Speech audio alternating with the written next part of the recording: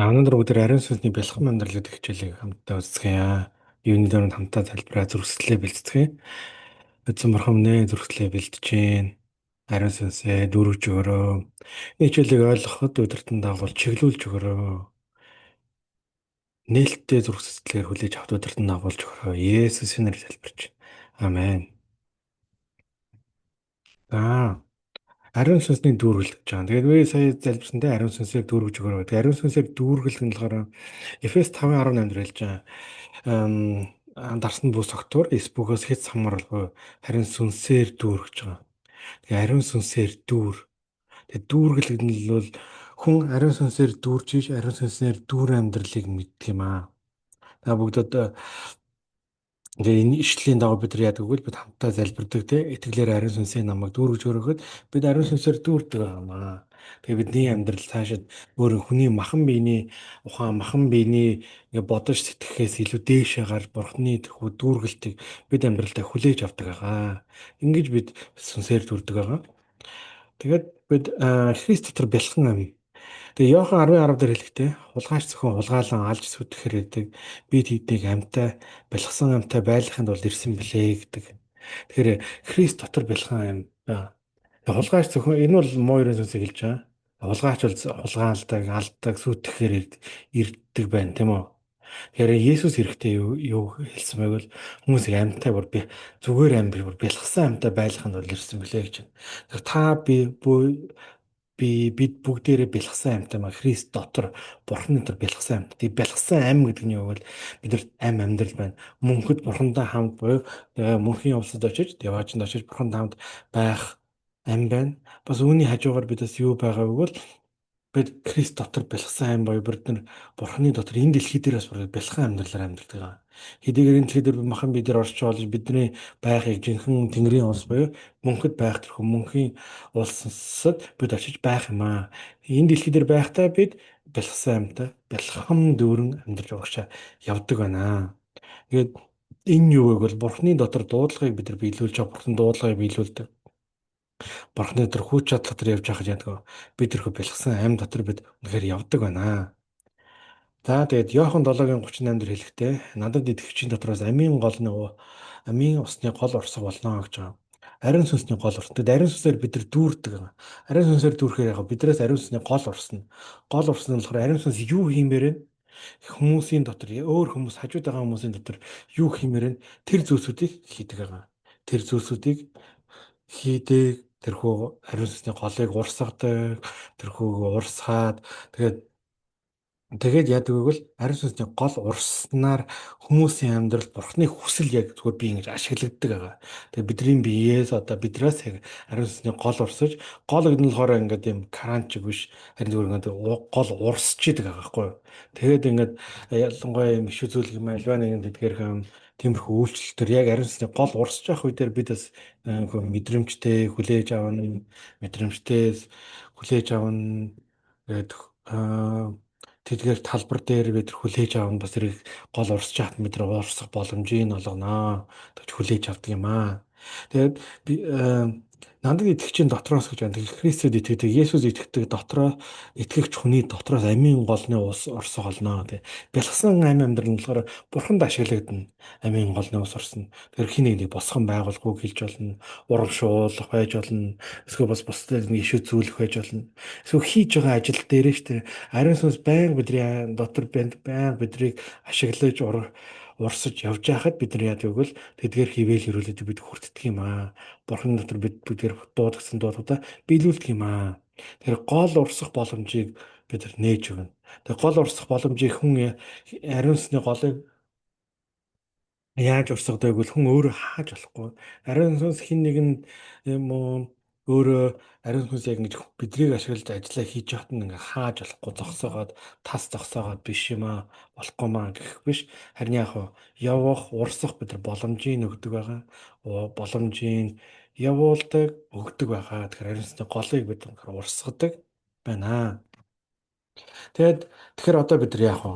Яг одоо бид өөрсдөө бас хэрвээ бас ариун сүнсний гол урсж яхад бас тэгэхээр хин нэг босгон бол бурханд ашиглаад байж хахад хүлээж авч байгаа хүмүүс байна. Хараахан ариун сүнс бас урсж байгаагаас мэдэхгүй байх юм бол ийлдэхээр сануулж өгнө. Энийг бурхан ингээд яг ариун сүнс надад ингээд сануулад ингээд үг хэлж байна. Тэгээ хүлээж авах зүйлсийг хүлээж аваарай. Тэгээд энэ дээр нэг ингээд асуулт юм уу зүйлийг ингээд төр байж байгаа сүлд нь асуугаарай гэд. Ариун сүнс гол урсж байгаад урсгах нь чухал гэдэг. Бас сонсож байгаа хүмүүснээс зогсоох магадaltaй. Эсвэл яриаг нь таслахаар юм тий. Өө би ингэсэн ш тэгэл ишүүлж яхад юм аливаа нэгэн үгсээр босгон болгон та ингээд ингэрээ тэгэрэй гэж яхад тийш тэгч нь өсө тийм хүн биш шүү дээ. Тийм тийм нөө манай нөхөр ингэсэн гэд яг ярьж болно. Гэхдээ тэр нь яг ярих цаг нь байна тийм үү. Гэтэ ариун сүнс хин нэгнээр дамжуул ярьж хахад голдон хүмүүс хүлээж авч байгаа бол ус бид нар ядгаа ингээд гол урсж чаад голоос бид нар ус аваад уудаг шүү дээ. Тэгтээ гол урсж чаад өө яасан гой гол вэ? Усаа би ингэсэн юм а тэгсэн юм нэг ярьдаг үсдгээр усыг аваад уудаг тийм үү? Яг тэр шиг хүлээж авах байхгүй. Хин нэгнээр дамжуул ямар ч хүнээр дамжуул бурхан ажиллаа хийж чад ариун сүнс дамжуул ярьж чад тэрхүү яг усыг ууж байгаа юм. Гол орхийг яг ууж байгаа юм. Энд үнээр ууж ашиглагдах юм аа. Та бүгдийгээс та бүгдийг үнэхээр Бурхны дотор үнэхээр өрөөж ин Есүс нэр өрөөж ин үнэхээр тэрхүү ариун сүнс гол урсгалтай гол урсж бусдад үнэхээр хаас агай газар хөрсөн газар болгондоо Бурхныг босгон байгуулдаг хүмүүс байгуултгаа гэж Есүс нэр өрөөж ин бас тэрхүү урсж байгаа голыг бид бас хүлээж аваад бид бас тэрхүү голыг бид гол бас ингээд бусдаар дамжуул урсж яах тэр хүлээж авдаг. Тэгэд ариун сүнс надад итгэгчийн дотроос гэж тэр хүнийг доош нь хийж юм уу? За энэ пастор биш юм чи. За энд дөнгөж итгээд дөнгөж нэг сар болж байгаа. Энд дөнгөж итгээд нэг хоногийн дотор юу л дамжуулав гэдэг үггүй. Бурханд хэнийг ч дамжуулж ямар ч ажиллаа хийх боломжтой. Ямар ч хүнийг өөрийгөө бүр өстө би өстө нэр ийм муу зүйл бодож байгаа юмсаа тэр тусмаа тэтгэр өөрийгөө сул доройгоо мэдж байгаа юмсаа бурхан ашиглах боломжтой. Тэгэхээр хин нэгнээр дамжуул бурхны гол урсж байгаа, борсон байгуулгч үг гэрж байгаа, өдөртөм чиглэл гэрж байгаа бол энэ хүн ярьж байгаа биш юм аа. Хүн яриаггүй харин бурхан тэр хүний дотор тэр хүнд энэ хүү зүйлийг илчлээд бидэнд ярьж байгаа маягийг итгэлээрээ хүлээж авах эхэлж байгаа. Итгэлээрээ хүлээж аваад явах вэ? Бид урагшаа явдаг нь Бурхныг бид босгон байгуулж урагшаа явдаг гэнэ. Тэгээд эзний дотор бүгдээрээ босгон байгуулагдаж түүнийг үнэхээр алдаршуулцгаая. Өөрсдөө амьдрал дотроо. Тэгээ гол урсж байхад юм зогсоохгүй бас урсгах нь тэр ингээд дуустал. Тэгээ заримдаа хүмүүс за болцсон байлгүй хангалттай байлгүй гэж энэ толгоогоороо шийдэх биш. Ариун сүнсний гол урсчаал урсах боломжийг өгнө. Зай завсар өгнө. Тэгээ гол урсгахдаа айхгүй тэг юу гэж бодчихвол би өөрөөхөө яриаггүй шүү дээ. Олон хүмүүсийн төлөө залбиртаа нэг ийм зүйлсийн төлөө залбираа ингээд залбирч байгаад ер нь бол ариун сүнс дамжуулж ярьчаар мэдчихээ болохоор огт хэрэгэлцдэггүй. Тэгээд тэр хүмүүс босгон байгуулгаж байгааг нь мэддэг, ярьсан юм худлаа биш гэдгийг мэддэг. Заримдаа хүмүүс мартцсан байдаг. Зарим зүйлсүүдийг хүмүүс юу санаагүй зарим нь болохоор ирээдүйд бас болох зүйлс байдаг. Тэр голыг урсгах бүгдээр нээлттэй байцгаая. Тэгээд та ингээд нэгдүгээр яг 2:27 дээр за ингээд шууд энэ Библиэс гарсан зүйлсүүдийг бичсэн байгаа шүү дээ сэдв нь. Та нарын түүнээс авсан тослогоо та нарын дотор байдаг. Тэгэхээр Бурханаас бид тослогоог авдаг юм тийм үү. Тэгээд тиймэрхүү тослогоо бидний дотор байдаг бөгөөд өөрсдөд чинь заах хин нэгэн та нарт хэрэггүй. Тэгээ юу гэвэл яг тослогоо бол ингээд бидэрт тэр нь бол яг заах хэрэггүй гэж. Тэгээ энийг ингээд зөв чихээр зөв сүрслэлээр сонсоорой гэж хүсэж байна.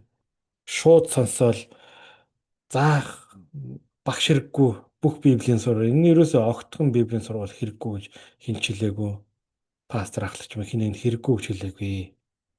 Харин юу гэвэл цаашаа үнэхээр тослогоон дотор явж байгаад тослогоо гэдэг нь болохоор бурхны ингээ яда мэдлэгийг мэрэгүү ухааныг миний дотор ирээд эсвэл шизүүлгийн тослогоо ирж байхад яг тэр талбар дээрээ ингээ тослогоо урсаж тэр тослогоон дотор тэрхүү явж байхад байнга явдаг хүнд яг тэрхүү тослогооны талаарх тийм яг ариун сүнс алидын заагаад өгчнө гэж байгаа. Заагаад өгчнө. Тэгээд энэ харин түүний тослогоо та нарт бүхнийг заадаг бөгөөд тэрхүү тослого нь худал биш юм аа. Та нар заасан ясаар та нар дүүний дотор байхтун гэж байна. Тослогоо хүмүүс заадаг нь. Тослогоо буюу бурхны удирдамж, бурхны тослогоо хүмүүс заадаг байна. Худлаа биш. Тэр заасан ясаар та нар түүний дотор байхтун, бурхны дотор бай. Тэгвэл тослогоо заасны дараа тослогоо урсч идэг байгаа. Тэгээд энэ тослогоо гэдэг нь болохоор юм англи хэл дээр anointing гэж байгаа. Энэ хөө тосолгоо урсаж яхад яадаг вэ гэвэл хүмүүс ер нь хүндлэхэд ерөөл урсдаг.